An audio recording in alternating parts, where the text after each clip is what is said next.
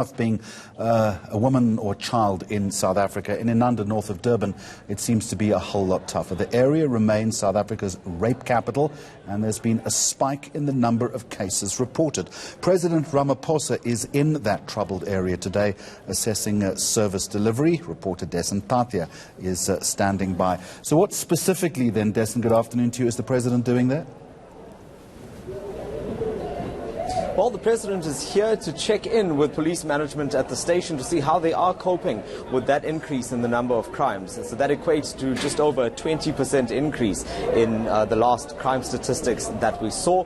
The President spoke to us just very briefly a short while ago, and he tells us that he's saddened. And as he would be, there were 338 rape cases that were registered in the past year. He has told us that he's engaged with police management. He's confident that under this leadership that they do have all of the tools and they are equipped to deal with the scourge of gender-based violence that the area is dealing with. But I imagine that it's a broader problem, and I'm saying this because we did also speak to the police minister, Becky here yesterday. He was meeting with police management, and he says that it's the terrain in Inanda that's also contributing to this high number of crimes. It's issues around the lack of lighting, there's no CCTV cameras, there's just a few access roads that are here.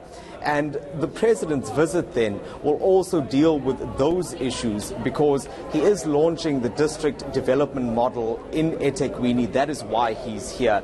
And that will speak to those problems that these areas are facing in terms of development needs. Well, fair enough, but that's a long-term strategy. Are there more police on the streets right now in an effort to curb the scourge? No, they aren't, Jeremy. And I asked the police minister that question yesterday and said, is it a case of needing more resources? Is it that the numbers are too low? Because this is quite a big policing area. We spoke to community members yesterday and they said just that.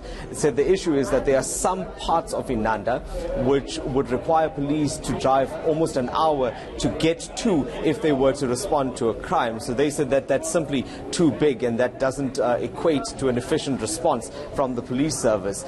So the police minister in that sense says that there will be an intake. There's currently adverts out to have more police officers brought into the service. Again, not something that's going to happen immediately because these police officers will have to be trained.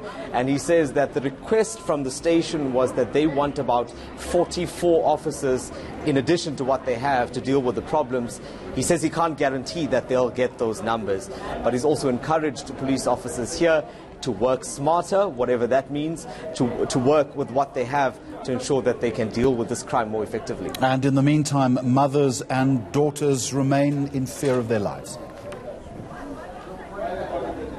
Certainly, that's what it means, and that's what the Community Policing Forum is also telling us. They've been trying for their part to deal with this.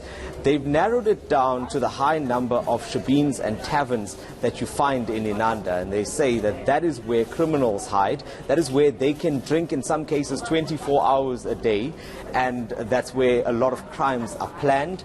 Women also go to these taverns and shebeens, and when they leave at odd hours of the night, they also fall victim to these criminals. And the Community Policing Forum says they have tried to engage with these tavern and shebeen owners and saying to them, look, can you operate during reasonable hours so that you don't have people getting drunk at 2, 3, 4 in the morning on a Monday or a Tuesday? And they say that they haven't been able to do that. The other problem they're facing is they say that they've seen police raiding these structures, these taverns, and the problem is that they would clean out these taverns, confiscate alcohol, but within a day or two they're operating again. So it seems like really an uphill battle, considering that there are all these contributing factors to the high crime rate in Inanda. All right, Desan Tatia, thank you. Now